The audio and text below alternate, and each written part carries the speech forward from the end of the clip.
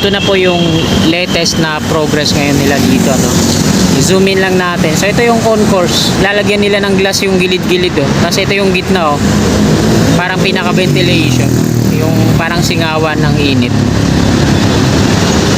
Ayan. Patungo yan dito sa SM North EDSA. So ito naman yung hagdan na ginagawa nila. Imbis na lagyan nila ng mga railings, ay inasintadahan na lang nila ng hollow blocks.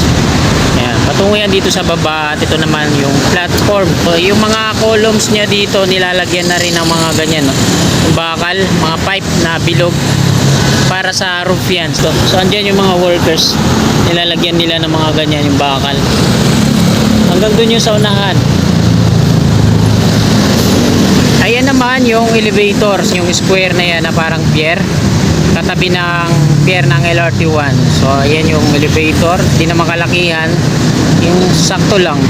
Tapos dito sa gilid, meron din silang ginagawang hagdan dyan, pababa, at dun din sa kabila, bukod sa hagdan na direkta patungo dun sa SM. So ayan mga kasikap, nakuna na po natin ng update dito sa SM North EDSA. Dadako naman tayo dito sa West Avenue. Ito yung MRT7 elevated turn back guideway kung saan liliko yung at pabalik sa San Jose del Monte, Bulacan yung tren, no, ng MRT7. So tara, let's go! Nimulan ko to, walang naniniwala sa paligid ko. Ano? Ayan, oh. Konting panahon na lang, matatapos na to. Ayan yung elevator, oh. Ayan, nilalagyan nga nila ng glass yung wall. So parang aircon nga yung kalalabasan na ito. Ito yung hagdan na binabanggit ko. At nandito na tayo sa Paramount. So ayan yung Unified Grand Central Common Station. North EDSA Station ng MRT7 sa kaliwa. Unified naman yan dyan. Tapos ito yung guideway, no? Turn back guideway patungo dito sa West Avenue. At ito na nga po yung latest na progress ngayon dito, no? Ito yung river cage na magkaparehas. So tatlo silang magkakapartner dito sa West Avenue. Ito yung pangalawa.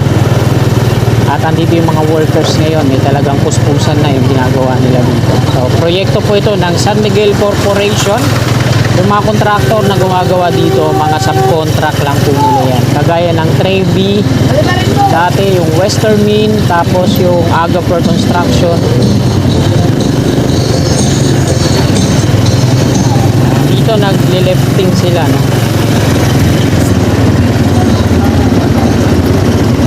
Sasagawa sila ng lifting dito.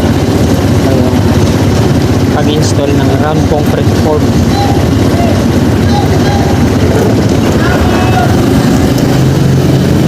Pansamantalang tumigil para sa lifting operation. Ito yung pag-install nila ng mga round concrete form. Ito na pouring na mga kasikap, oh. So marami na dito.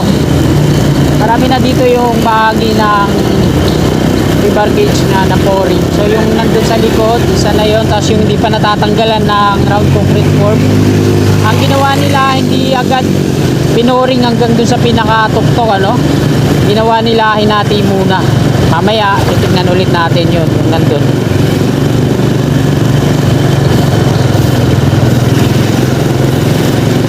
Yan. Halos lahat na siguro na install na. Bali meron siyang 46 na river cage yung nandito. Kasama na yung nandun sa northbound tawid, yung sasalo, no?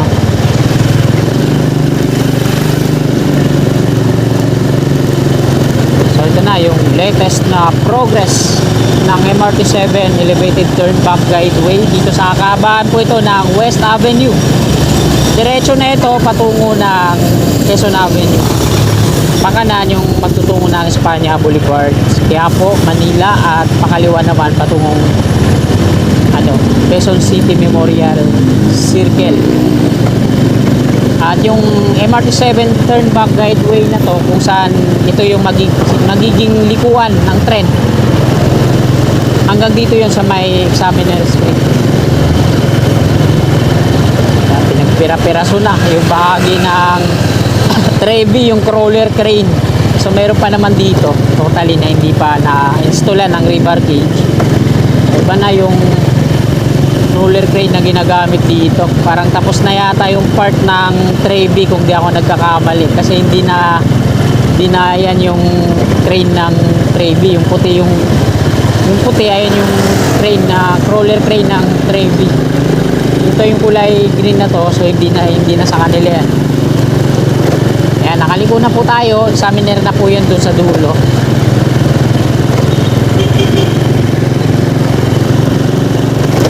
Ayan, meron pang isa dito. Ito yung ginajackhammer nila nung nakaraan. Ito yung roller crane ng Trevi.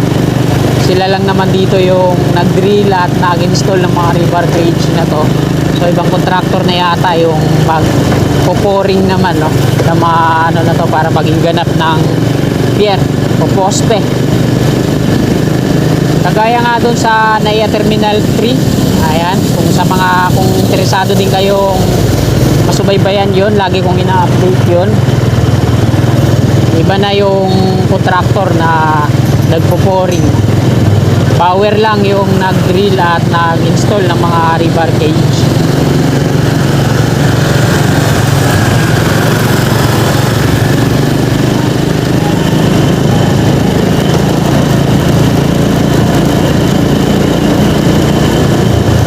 Dalawa na lang mga kasigap yung nakikita ko ditong ginagawa nila na hindi pa na-installan. Ito yung pangalawa yun. Gina-jackhammer pa nila yung loob.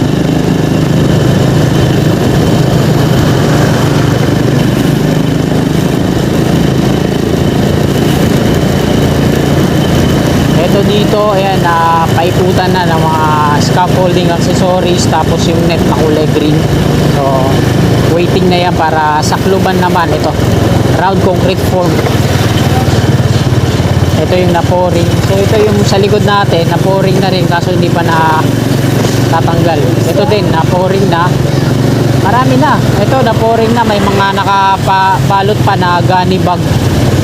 Ganun din dito, nakabalot pa siya ng gunny bag. Ang purpose po ng gunny bag niyan ay para mapabilis yung proseso, mapatuyo yung buhos. Ito yung tatlo dito na magkaka-partner, no? Portal ang gagawin nila dito. Mayroon na rin naka-reserva na round concrete form para mount. So hindi na sila nag-drill sa part na to dito, direkta na dito. So ayun yung dalawang magka-partner din sa kabila, na pouring na yan hanggang dun sa pinakatuktok at nasa tawid na po ng EDSA yan. Tatabayanan natin, no, yung magiging kalalabasan dito kasi napakahaba po ng distansya mula dito hanggang doon sa kabila, no? Kung anong type ng girders yung gagamitin nila. So, dalawa lang naman yung nakikita kong pwedeng gamitin dyan na pang long span. Ito yung unibridge girders at saka steel box girders. Kasi kung concrete girders yung gagamitin nila dyan, parang malabo pag hindi sila nag-drill sa may bandang gitna, no? Unified Grand Central Common Station, at nandito nga tayo sa ilalim. MRT 3 Station, North Avenue sa unahan. At ayan mga kasikap, dito na po tayo nag-end ang ating vlog. Maraming salamat sa masusugid kong mga taga-suporta. At sana bago nyo lisanin itong video na to, pakilike na lang po sa mga kasikap naman natin na willing pa sumuporta, no? At hindi pa nakakapag-subscribe. Yan. Wala po itong pilitan, no? Kung gusto nyo akong suportahan at subaybayan yung mga infra dito sa Metro Manila, click lang natin subscribe dyan sa baba, sa gawing kanan yung katabi yung bell. Bell po natin para always updated po lagi tayo sa aming mga bagong pag-upload na video. Maraming salamat, magandang umaga, God bless po sa ating lahat.